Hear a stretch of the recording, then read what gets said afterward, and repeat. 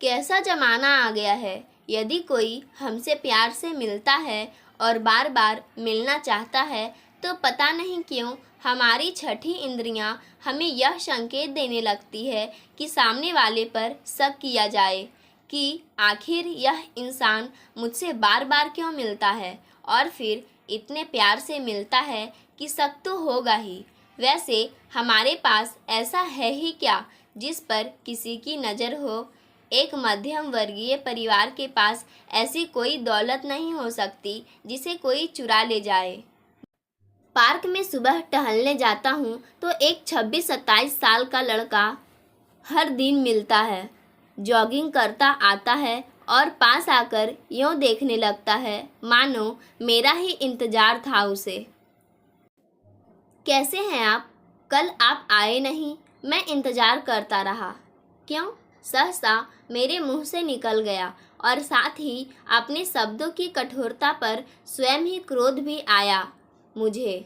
नहीं, कोई खास काम भी नहीं था। हाँ, रोज़ आपको देखता हूँ ना, आप अच्छे लगते हैं और सच कहूँ तो आपको देखकर दिन अच्छा बीत जाता है। वह भी अपने ही शब्दों पर जरा सा झेप गया था। मैं पार्क से आने के बाद पत्नी से बात की तो कहने लगी, आप बैंक में ऊंचे पद पर काम करते हैं, कोई कर्ज वर्ज उसे लेना होगा, इसीलिए जान पहचान बढ़ाना चाहता होगा। हो सकता है कोई वजह होगी। ऐसा भी होता है क्या कि किसी का चेहरा देखकर दिन अच्छा बीते। अजीब लगता है मुझे उसका व्यवहार, बेकार की चापलूसी। मैंने कहा, आपको देखकर कोई खुश होता है तो इससे भला आपको क्या तकलीफ है। पत्नी बोली, आपकी सूरत देखकर उसका दिन अच्छा निकलता है तो इसका मतलब आपकी सूरत किसी की खुशी का कारण है। हद हो गई, तुम भी ऐसे ही सिरफरी बातें करने लगी हो। कई बातें हर तर्क वितर्क से परे होती है श्रीमान। बिना वजह आप उसे अच्छे लगते हैं, अगर बिना वजह बुरे लगने लगते तो आप क्या कर लेते। घटना को सकारात्मक दृष्टिकोण से देखना चाहिए। बिना वजह से प्यार से कैसा डर। अच्छी बात है, आप भी उससे दोस्ती कर लीजिए, घर बुलाइए उसे, हमारे बच्चे जैसा ही होगा। इतना भी छोटा नहीं लगता, हमारे बच्चों से तो उम्र में बड़ा ही है। चलो छोड़ो, किस बखेड़े में पड़ गई तुम भी। मैंने पत्नी को बात टालने का उपक्रम किया, लेकिन पत्नी की बातों की गहराई को पूरी तरह नकार कहाँ पाया। सच कहती है मेरी पत्नी अनामिका, मनोविज्ञान की प्राध्यापिका है ना, हर बात को मनोविज्ञान की कसौटी पर ही तोलना उसकी आदत है। कहीं ना कहीं कुछ तो सच होगा जिसे हम सिर्फ महसूस ही कर पाते हैं। सच में वह लड़का मुझे देखकर इतना खुश होता है कि उसकी आंखों में ठहरा पानी हिलने लगता है, मानो पलक पावड़े बिछाए वह बस मुझे ही देख लेना चाहता हो। ज़्यादा बात नहीं करता, बस हाल चाल पूछकर चुपचाप लौट जाता है, लेकिन उसका आना जाना भी धीरे धीरे बहुत अच्छा लगने लगा है। मैं भी जैसे ही पार्क में पैर रखता हूँ, मेरी नज़रें भी उसे ढूंढने लगती है। दूर से ही हाथ हिलाकर हंस देना मेरी और उसकी दोनों की ही आदत सी बन गई है। शब्दों के बिना हमारे हाव भाव बात करते हैं, आंखें बात करती है, जिनमें अनकहा सा स्नेह और अपनत्व महसूस होने लगा है। एक अनकहा संदेश जो सिर्फ इतना सा है कि आप मुझे बहुत अच्छे लगते हैं। अनामिका अक्सर मुझे समझाती रहती है, चिंता करना अच्छी बात है, क्योंकि अगर हमें हर काम ठीक ढंग से करना है तो जरा सी चिंता करना ज़रूरी है। इतनी जितनी हम सब्जी में हींग डालते हैं, आप तो इतना चिंता करते हो जितनी चाय में दूध, पत्ती और चीनी। तुम्हारे कहने का अर्थ मैं यह निकालूं कि मैं काम कम और चिंता ज़्यादा करता हूँ।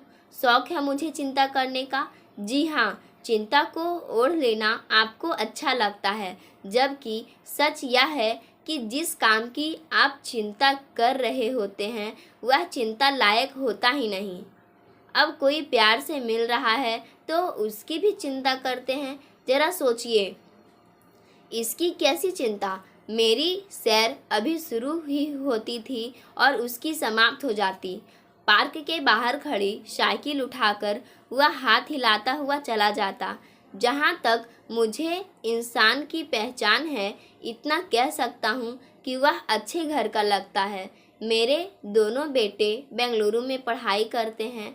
उनके बिना घर खाली खाली लगता है और अक्सर उसे देखकर उनकी याद आती है। एक सुबह पार्क में सैर करना अभी शुरू ही किया था कि पता नहीं चला कैसे पैर में मोच आ गई। वह मुझे संभालने के लिए बिजली की गति से चला आया था। क्या हुआ सर? जरा संभल कर आइए, यहाँ बैठ जाइए। उस बच्चे ने मुझे बिठाकर मेरा पैर सीधा किया। थोड़ी देर दबाता रहा। आज सैर रहने दीजिए, चलिए आपको आपके घर छोड़ाऊं। संजोग ऐसा बन जाएगा, किसने सोचा था। पैर में मोच का आना उसे हमारे घर तक ले आया। अनामिका हम दोनों को देखकर पहले तो घबराई, फिर सदा की तरह सहज भाव में बोली, हर पीड़ा के पीछे कोई खुशी होती है। मोच आई तो तुम भी हमारे घर पर आए। रोज तुम्हारी बातें करते हैं हम। मुझे बिठाते हुए अनामिका ने बात शुरू की तो वह भी हंस पड़ा। बातों से पता चला कि वह भी जम्मू का रहने वाला है। हमारे बीच बातों का सिलसिला चला तो दूर तक, हमारे घर तक, हमारे अपने परिवार तक। हमारा परिवार जिससे आज मेरा कोई वास्ता नहीं है। मैं आज दिल्ली में रह रहा हूँ। जम्मू में आपका घर किस मोहल्ले में है सर? मैं बात को टालना चाहता था। मेरी एक दुखती रग है मेरा घर, मेरा जम्मू वाला घर, जिस पर अनायास उसका हाथ जो पड़ गया था। बड़े भाई को लगता था मैं उनका हिस्सा खा जाऊंगा और मुझे लगता था घर में मेरी बात बात पर बेइज्जती होती है। जब भी मैं घर जाता था मेरी माँ को भी ऐसा ही लगता था कि शायद मैं अपना हिस्सा ही मांगने चला आया हूँ। हम जब भी घर जाते तो माँ अनामिका पर यूँ बरस पड़ती थी मानो सारा दोष उसका ही हो। मेहमान की तरह साल में हमारा 4 दिन जम्मू जाना भी उन्हें भारी लगता था। भाई साहब से मिले सालों बीत चुके हैं। उनका बड़ा लड़का सुना है मुंबई में किसी कंपनी में काम करता है और लड़की की शादी हो गई। किसी ने बुलाया नहीं तो हम गए नहीं। जम्मू में है कौन जिसका नाम लूँ अब? सर, जम्मू में आपका घर कहाँ है? आपके भाई बहन तो होंगे ना? क्या आप उनके पास भी नहीं जाते? नहीं जाते बेटा। ऐसा है ना, कभी कभी कुछ सह लेने की ताकत ही नहीं रखती। जब लगा घर जाकर ना घर वालों को सुख दे पाऊंगा ना अपने आप को, तब जाना ही छोड़ दिया। मैं भी खुश और घर वाले भी खुश। अब तो मुझे किसी की सूरत भी याद नहीं।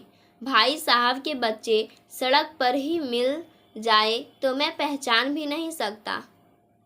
उनके नाम तक नहीं मालूम। जम्मू का नाम भी मैं लेना नहीं चाहता, तकलीफ सी होती है। तुम जम्मू से हो, शायद इसीलिए अपने से लगते हो। मिट्टी का रिश्ता है, इसीलिए तुम्हें मैं अच्छा लगा और मुझे तुम। आपके बच्चे कहाँ हैं? वह बोला। 2 जुड़वा बेटे हैं, दोनों बेंगलुरु में MBA कर रहे हैं। इस साल वे पढ़ाई पूरी कर लेंगे। देखते हैं नौकरी कहाँ मिलती है। तुम कहाँ रहते हो बेटा? क्या काम करते हो? मैं भी MBA हूँ। अभी कुछ दिन पहले ही मुंबई से ट्रांसफ़र होकर दिल्ली आया हूँ। राजौरी गार्डन में हमारी कंपनी का गेस्ट हाउस है। 3 महीने का प्रोजेक्ट है मेरा। मेरे बड़े भाई का बेटा भी वहीं है। अब क्या नाम है यह तो पता नहीं, पर बचपन में उसे विजय कहा करते थे। आप उसकी कंपनी का पता और नाम बता दे। इतना सब पता किसे है? अपना ही बच्चा है, पर मैं उसे पहचान भी नहीं सकता। अफसोस होता है मुझे कि हम अपने बच्चों को क्या विरासत देकर जाएंगे। मेरे दोनों बेटे अपने उस भाई को नहीं पहचानते। बहन की सूरत कैसी है नहीं पता। आज हम अपने पड़ोसी की परवाह नहीं करेंगे तो कल वह भी मेरे काम नहीं आएगा। इस हाथ दे उस हाथ ले की तर्ज पर बड़ा अच्छा निवाह कर लेते हैं, क्योंकि हमारी हार्दिक इच्छा होती है उससे निभाने की। दोस्त के साथ भी हमारा साथ लंबा चलता है। एक भाई के साथ ही झगड़ा, भाई प्यार भी करे तो दुश्मन लगे। भाई की हमदर्दी भी शक के घेरे में, भाई का ईमान भी धोखा, सिर्फ इसलिए कि वह जमीन जायदाद में हिस्सेदार होता है। आप फिर से वही सब लेकर बैठ गए, अनामिका बोली। भाई की बेटी की शादी में ना जाने का फैसला तो आप ही का था ना। भाई ने बुलाया नहीं, मैंने फ़ोन पर बात करनी चाहिए तो भी जली कुटी सुना दी। क्या करने जाता वहाँ। चलो अब छोड़ो इस किस्से को। यही तो समस्या है आप लोगों की कि किसी भी समस्या को सुलझा लेना तो आप चाहते ही नहीं हैं। हाथ पकड़कर भाई से पूछते तो सही कि क्यों नाराज है, क्या बिगाड़ा है आपने उनका।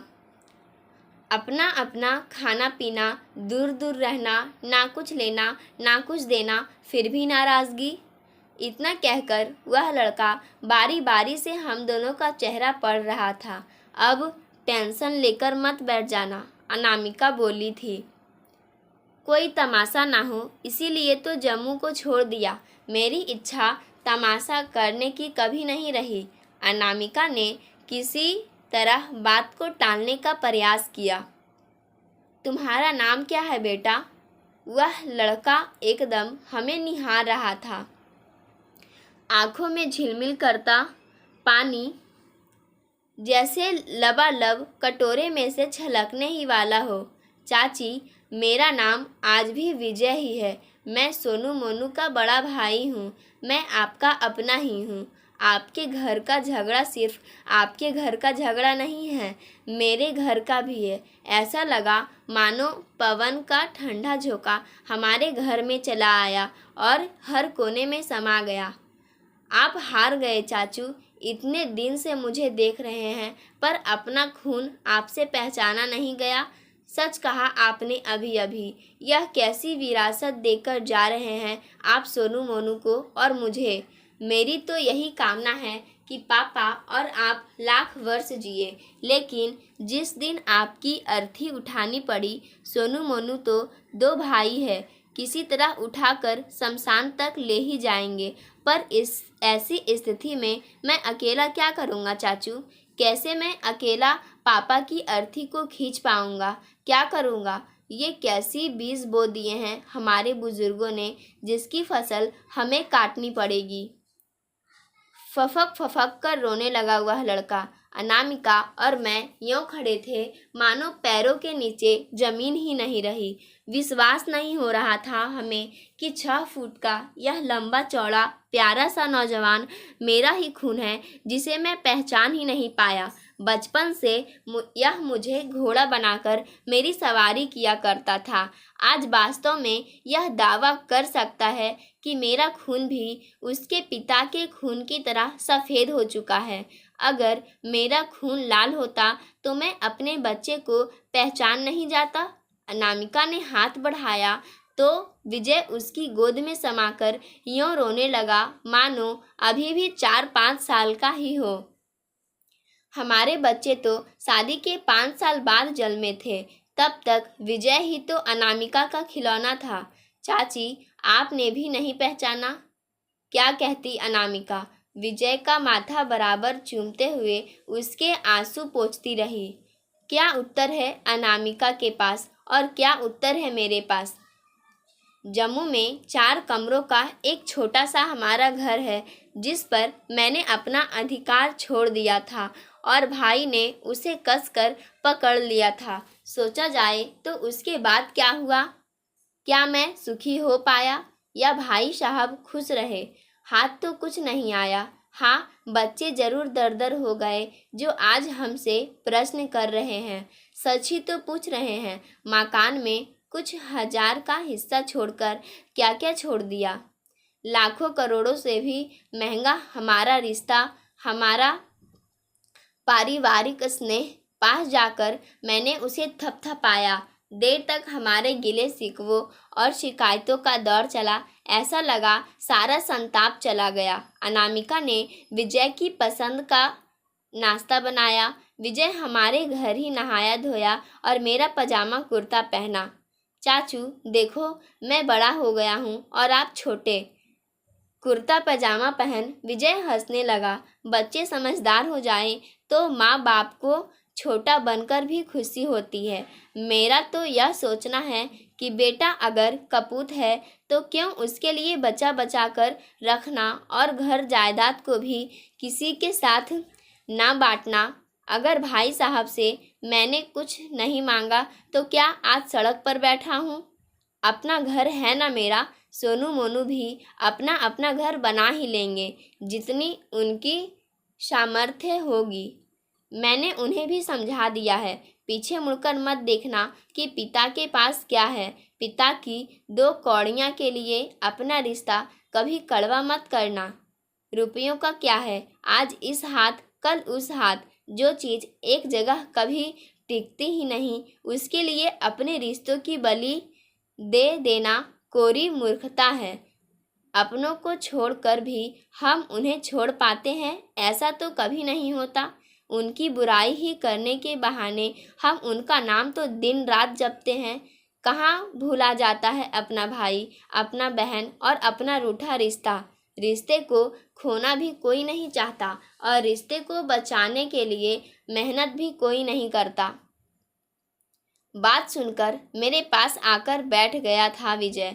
अपलक मुझे निहारने लगा। अनामिका का हाथ भी कसकर पकड़ रखा था विजय ने।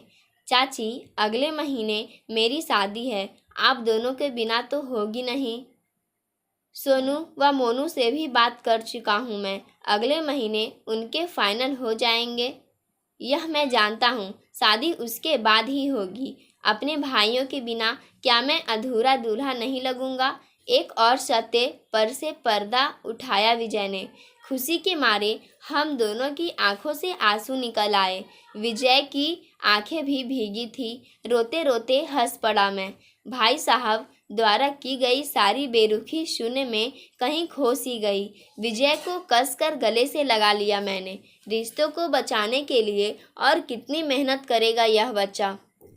ताली तो दोनों हाथों से बजती है ना। बच्चों के साथ हमें भी तो दूसरा कदम उठाना चाहिए। पाठकों, आज की कहानी यहीं समाप्त होती है। धन्यवाद।